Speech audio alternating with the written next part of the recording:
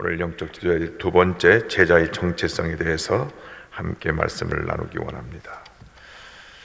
예수를 믿는 사람은 크게 둘로 나뉩니다. 무리의 길을 가는 사람, 자신의 유익에 따라 교회를 다니면서 자기가 복을 받을 때는 감사하고 좋아하지만 자기에게 아무런 유익이 있지 않을 때는 교회를 떠나는, 예수님을 떠나는 그런 무리의 모습을 가진 분들이 있고, 끝까지 예수님을 따라가는 제자의 무리가 있다고 그랬습니다. 그래서 우리는 반드시 제자 길을 가야 되는데, 사도 바울도 예수 만난 이후에 오직 예수님만 위하여 목숨 바쳐 헌신하고 마지막 순교한 삶을 살았습니다. 과연 그러면 제자는 어떠한 삶을 살아야 되는가? 제자의 정체성에 대해서 오늘 네 가지를 말씀드립니다.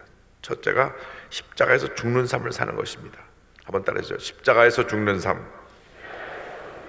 십자가에서 죽는 삶. 갈라디아서 2장 20절은 이렇게 시작합니다. 내가 그리스도와 함께 십자가에 못 박혔나니. 예수를 믿고 나서 가장 큰 우리 마음속의 고민은 아직도 내게 죄성이 머물러 있다고 하는 것입니다. 옛사람의 모습이 그대로 남아있다고 하는 것입니다. 분명히 예수 믿고 새 사람이 되었고, 예수 믿고 우리가 직분자가 되어서 장로님도 되시고 권사님, 안수집사님 이렇게 직분자가 되고, 교회 섬기는 남녀 선교회, 지구역장, 찬양대, 여러 교회학교 교사 이런 직분을 맡았는데, 사람들 앞에서 내가 봉사에 섬김에 본을 보이는 그런 위치에 있음에도 불구하고 여전히 옛사람의 모습이 그대로 남아있어서 섬기면서도 다투고 분노하고 소리치고, 섬기면서도 내 못된 성격 때문에 가정에서도 존경받지 못한 모습으로, 직장에서도 사업장에서도 부끄러운 모습으로 살아가고 있는 내가 아닌가, 우리 자신을 발견하게 됩니다. 옛사람의 문제, 사도 바울이 로마서 7장 24절에 이렇게 탄식합니다. 오호라, 나는 곤고한 사람이로다. 이 사망의 몸에서 누가 나를 건져내랴. 로마서 7장은 예수 믿고 난 다음 내 속에 머물러 있는 두 가지 사람의 충돌을 말씀합니다. 옛사람을 죄를 지었을 때 모습으로 다시 나를 이끌고 가는, 나의 옛 잘못된 모습으로 그대로 이끌고 가서 거기에 머물러 있게 하는 이 옛사람의 모습과, 그것이 아니고 나는 예수 믿고 새 사람이 되었으니까 내가 주님 뜻대로 살기 원합니다 하는 새 사람의 모습이 충돌하기 때문에 사도 바울이 탄식한 것입니다. 오호라, 나는 곤고한 사람이로다. 위대한 사도 바울이 그런 고민을 했습니다. 그런데 로마서 6장 6절에 이런 말씀이 나옵니다. 우리가 알거냐, 우리의 옛사람이 예수와 함께 십자가에 못 박힌 것은 죄의 몸이 죽어 다시는 우리가 죄에게 종노릇하지 아니하려 함이니. 옛사람이 죽어야 되는 이유는 간단합니다. 죄에게 종노릇하지 않기 위해서. 고린도전서 9장 27절에 이와 같은 고백을 합니다. 내가 내 몸을 처복종하게 함은 내가 남에게 전판 후에 자신이 도리어 버림을 당할까 두려워함이로다. 내가 옛사람을 죽이지 않고 옛사람이 그대로 머물러 있으면서 복음을 전하고 내가 하나님을 한다고 하면서 결국 죄에 머물러 있으면 나는 복음을 전하지만 나는 버림을 받을 수 있다고 하는 이러한 자신의 문제에 대해서 고백을 한 것입니다. 그래서 갈라디아서 5장 20절에 그런 고백하기를, 그리스도 예수의 사람들은 육체와 함께 그 정욕과 탐심을 십자가에 못 박았느니라.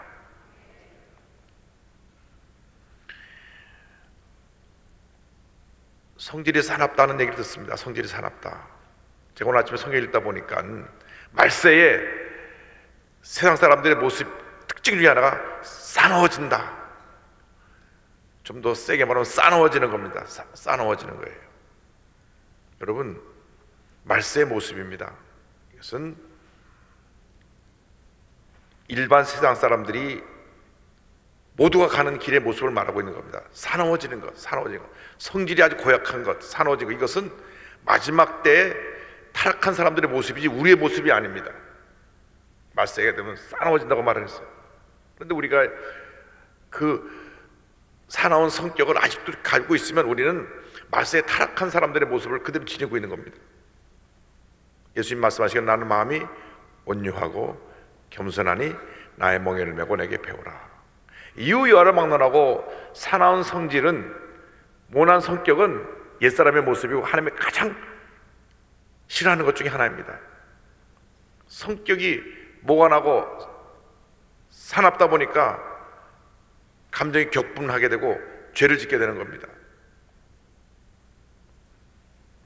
이러한 모습을 우리가 철저히 십자가에 못 박아야 되는데, 사도 바울이 그런 고백을 합니다. 고린도전서 15장 31절에 형제들아, 내가 그리스도 예수 우리 주 안에서 가진 바 너에게 대한 나의 자랑을 두고 단언하노니, 따라서 나는 날마다 죽노라.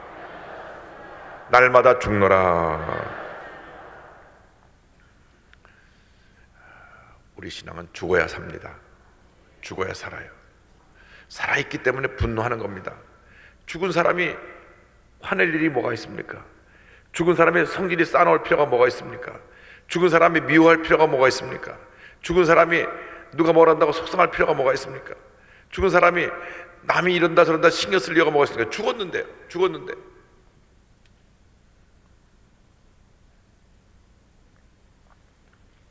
제가 미국에 목회할 때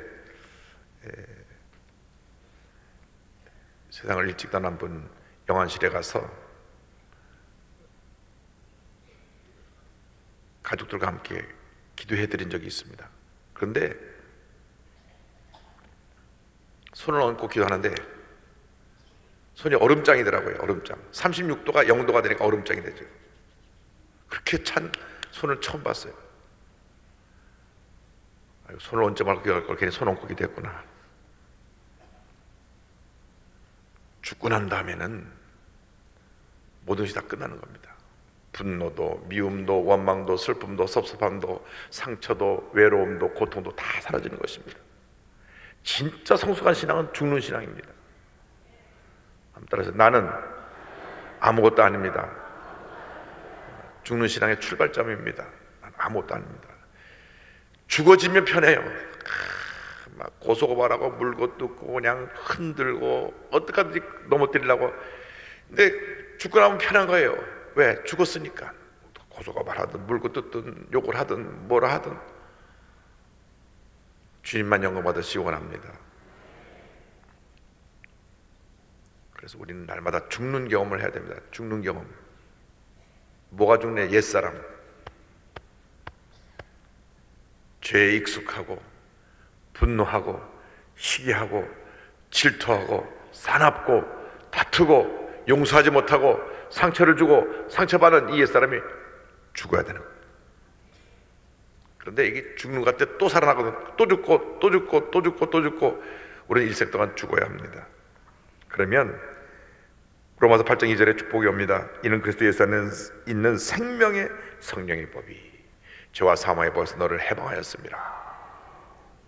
죽어야만 삽니다. 죽어야만 살아요. 죽어야만 살아요. 그래서 여러분 일생이 죽는 일생이 되기를 바랍니다. 주님, 내가 죽기 원합니다. 주님의 몸된 교회에서 죽기 원합니다. 우리 가정을 위해서 죽기 원합니다. 죽으면 가정이 삽니다. 죽으면 교회가 삽니다.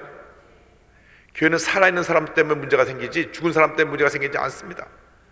살아있는 옛사람의 사람들이 소리도 지르고 교회에 소란을 일으키는 것이지 죽은 사람은 소란을 일으키는 법이 없어요. 교회를 분쟁을 일으킨 사람은 절대 평신도가 아닙니다. 교회를 오래 다닌 사람들이 살아있기 때문에 교회가 문제가 다 일어나는 겁니다.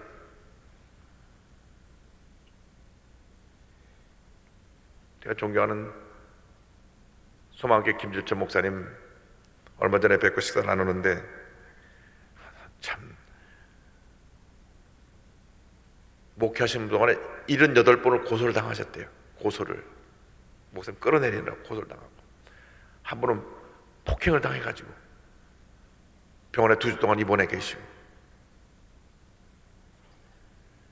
그런데 이 목사님이 그 교회를 굳건히 지키고 은퇴하실 때까지 교회를 견고히 세울 수 있었던 것은 주님 안에서 죽으셨기 때문에 하나님이 붙들어 주신 겁니다. 우리는 때리면 맞는 것이 이기는 겁니다. 딱 때려서 코피가 터지고 아이고 쓰러졌을 때 그게 이기는 거예요. 어쩌고 저쩌고 같이 멱살 붙고 싸우면 지는 겁니다. 세상 사람들은 맞서 싸우라 그럽니다. 아닙니다. 그건 악을 악으로 대하는 것입니다. 악에게 지지 말고 선으로 악을 이기라. 탁 맞아서 코뼈 터지고 쓰러졌지만 그 쓰러짐이 오히려 본인을 일으켜 세워서 온 성도가 목사님에서 기도하게 만들고, 교회 내 목사님 지지파 반대파들이 안 되겠다, 이러다 우리 목사님 큰일 나시겠다, 목사님에서 한 마음이 됐을 때 교회가 견고해지고 귀한 사명을 감당하게 되신 것입니다. 그래서 우리는 죽는 경험을 해야 됩니다. 옛사람이, 내게서 정말 고치 못한 못된 성격이, 내게 있는 허물투성인 이 모습이 죽어야 돼요. 그 마음이 견디지 못하고 분노하는 게 죽어야 됩니다. 그러면 하나님의 은혜가 임합니다. 죽고 나면 두 번째 우리에게 임하는 은혜가 그리스도가 주인 되시는 삶을 사는 것입니다. 20절 이렇게 이어집니다. 그런즉 이제는 내가 사는 것이 아니요 오직 내 안에 그리스도께서 사시는 것이라. 침례를 받을 때 물에 들어갔을 때 내가 죽고 올라올 때 주님과 함께 다시 살아나는 그러한 상징적인 의미가 있는데, 로마서 6장 8절에 만일 우리가 그리스도와 함께 죽었으면 또한 그와 함께 살 줄을 믿노니. 빌립보서 3장 7절입니다. 내가 그리스도와 그 부활의 권능과 그 고난에 참여함을 알고자 하여 그의 죽으심을 본받아. 여러분, 내 안에 예수님이 사시면 그때로부터는 나의 마음 속이 늘 평안해, 참된 평안함이 넘쳐나는 것입니다.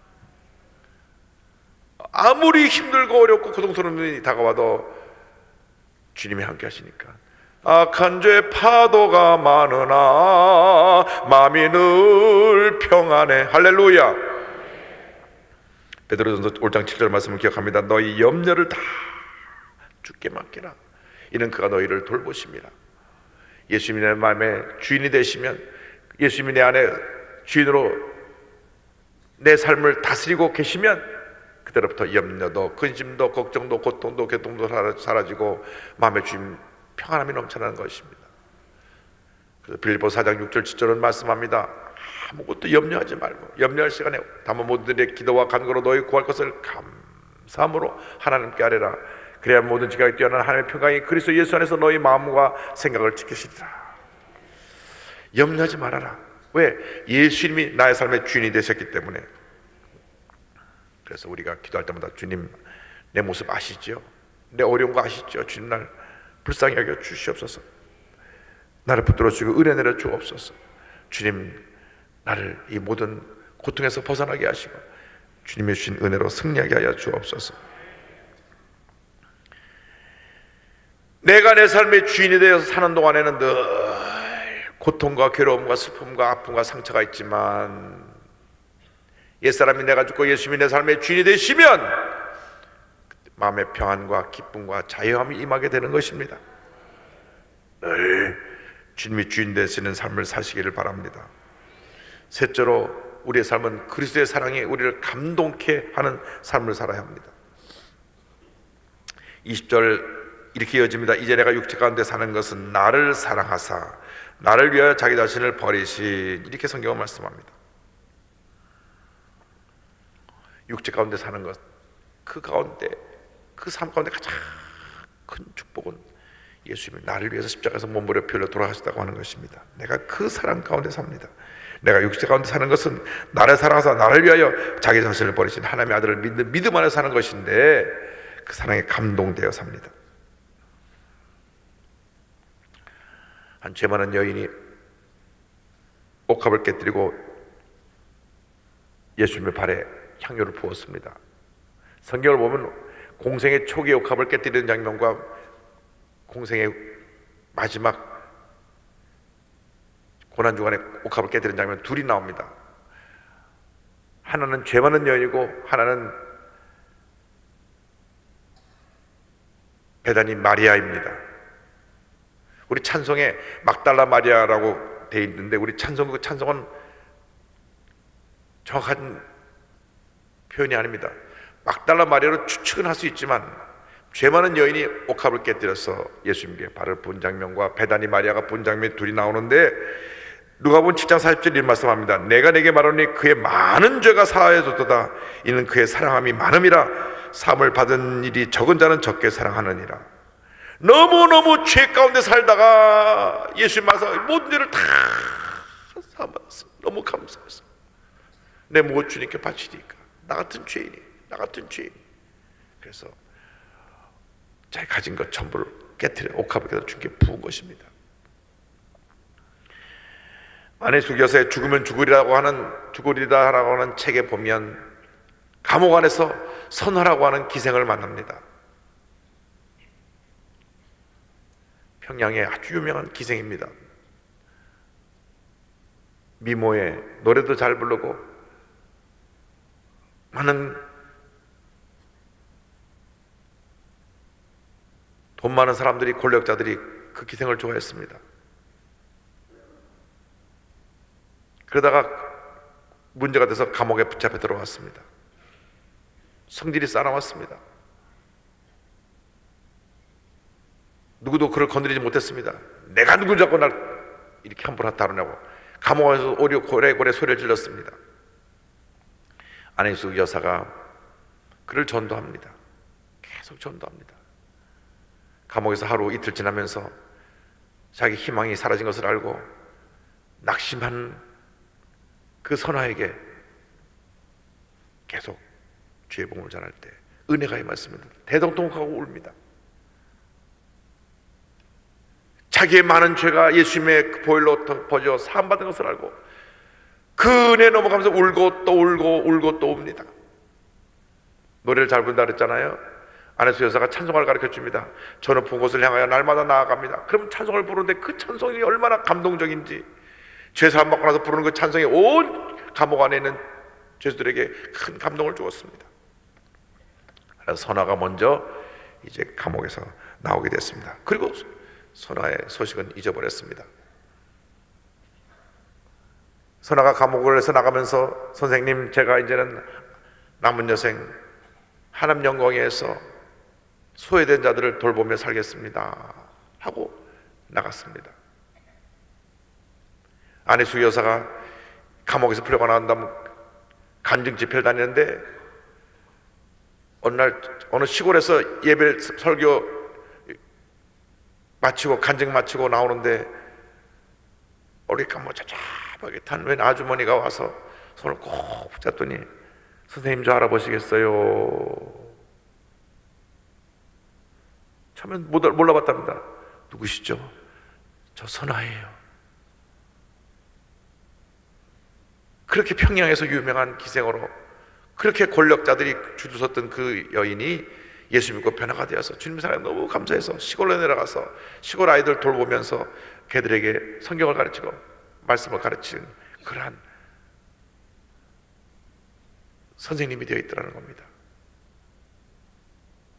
그렇게 화려하게 입었던 옷들 다 내던져버리고 낡은 옷에 얼굴은 까무잡잡하게 타고 그랬더니 옛날에 그 아름다운 모습이 하나도 없어요. 완전히 시골 아줌마가 돼 있어요. 그런데 본인이 애를 돌보면서 이것이 내 기쁨이고 내가 예수님의 사랑을 저들에게 전해서 너무 감사합니다. 진정한 변화의 삶을 살아간 것입니다. 주님의 사랑에 감동된 삶을 산 것입니다. 그렇게 살게 되기를 바랍니다. 디모데전서 1장 15절에 사도 바울이 고백합니다. 밑보다 모든 사람이 받을 만한 이 말이여 그리스도 예수께서 죄인을 구원하시려고 세상에 임하셨다 하였도다. 죄인 중에 내가 괴수니라. 내가 죄인 중에 괴수입니다. 죄인 중에 괴수입니다. 눈물로 고백할 때 하나님께서 우리를 들어 사용하십니다. 그래서 여러분 주님의 사랑에 감동되어서 주님을 섬길 수 있게 되기를 바랍니다. 기뻐서 주님을 섬겨야 돼요. 억지로 주님을 섬기면 안 됩니다. 기쁨으로, 감사함으로, 자원하는 마음으로 섬기는 것이 섬김의 자세입니다. 우리에게 많은 봉사자들이 나오게 되기를 바랍니다. 정말 성령 충만받고 준비된 젊은 청년들은 다 교회학교 교사로 가시고, 그리고 30대 후반부터 50대까지 젊음을 갖고 섬길 수 있는 분은 다 남녀 성교에 들어가서 열심히 섬기게 되기를 바랍니다. 아멘을 갑자기 주워들었어요. 다 남녀성에 가서 봉사를 하시고, 남녀성회가 자꾸 특별히 남성 고령화돼 가지고요, 수전실에 봉사하면 80세가 다 되시고 그러는데 젊은이들이 봉사를 안 하니까 나이 많은 분들이 다 십자가를 지고 있어요. 젊어져야 됩니다. 은혜 받은 분들이 다 성계되기를 바랍니다. 누구 당신이 봉사하시오 이거 아니에요. 봉사는 주님의 사랑에 감동되어서 자원하는 마음으로 기쁜 마음으로 봉사할 때 진짜 봉사입니다. 은퇴는 없습니다. 주님을 섬기는 데는 하늘나라 갈 때까지 섬기는 것입니다. 나는 은퇴했으니까 뒷짐지고 아닙니다. 열심으로 교회에 어디서든지 내가 필요하다고 하면 섬길 수 있는 은혜가 있게 되기를 바랍니다. 마지막 네 번째가 절대 긍정의 믿음의 삶입니다. 20절은 이렇게 마무리됩니다. 하나님의 아들을 믿는 믿음 안에서 사는 것이라. 믿음 안에서 사는 것이라. 예수님의 제자들은 절대 긍정의 믿음으로 살아갑니다. 로마서 1장 10절에 기록된 바 오직 믿음, 의인은 믿음으로 말미암아 살려함과 같으니라고 말씀했습니다. 고린도후서 5장 7절에 이는 우리가 믿음으로 행하고 보는 것으로 행하지 아니함이로라고 말씀했습니다. 믿음장 히브리서 11장 1절과 2절을 말씀합니다. 믿음은 바라는 것들의 실상이요 보이지 않는 것들의 증거니 선진들이 이로써 증거를 얻었느니라. 6절에 이 같은 놀라운 말씀이 나옵니다. 다 같이요. 믿음이 없이는 하나님을 기쁘시게 하지 못하나니 하나님께 나아가는 자는 반드시 그가 계신 것과 또한 그가 자기를 찬 자들에게 상 주시는 이심을 믿어야 할지니라. 놀라운 축복은 믿음의 사람들이 하나님을 기쁘시게 한다는 것입니다. 하나님을 기쁘시게, 하나님을 감동시켜드리는 믿음의 사람들이 되기를 바랍니다. 아브라함이 허물도 많고 실수도 많았지만은 결정적일 때 믿음을 보였어요. 100세 때 낳은 아들을 하나님께 드리라 했을 때 지체하지 않고 드리는 그 결단했기 때문에 위대한 믿음의 조상이 된 것입니다. 믿음은 결단입니다. 믿음은 뒤로 물러가는 것이 아닙니다. 히브리서 10장 39절에 권면합니다. 우리는 뒤로 물러가 멸망할 자가 아니요 오직 영혼을 구원함에 이르는 믿음을 가진 자니라. 절대 뒤로 물러가면 안 됩니다. 절대 주저앉으면 안 됩니다. 전진 또 전진 또 전진 또 전진 또 전진만 있을 따름인 것입니다. 찬송대로 십자가 단단히 붙잡고 날마다 이기며 나가세. 머리에 면류관 쓰고서 주님을 찬양할 때까지 믿음으로 전진 또 전진 또 전진해 나가게 되기를 바랍니다. 남이 알아주든지 알아주지 아니하든지 나는 이 믿음의 길, 외로운 길, 이 주님이 기뻐하시는 십자가의 길을 가기 원합니다.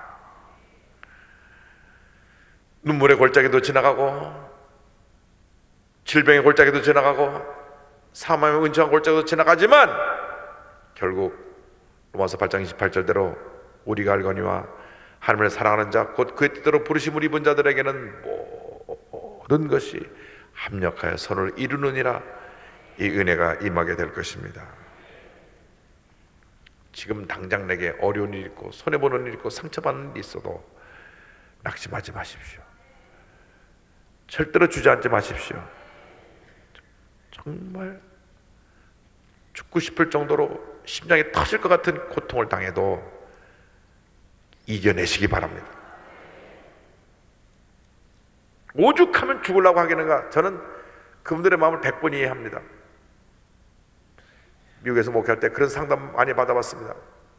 죽고 싶다고, 지금 죽으려고 그런다고.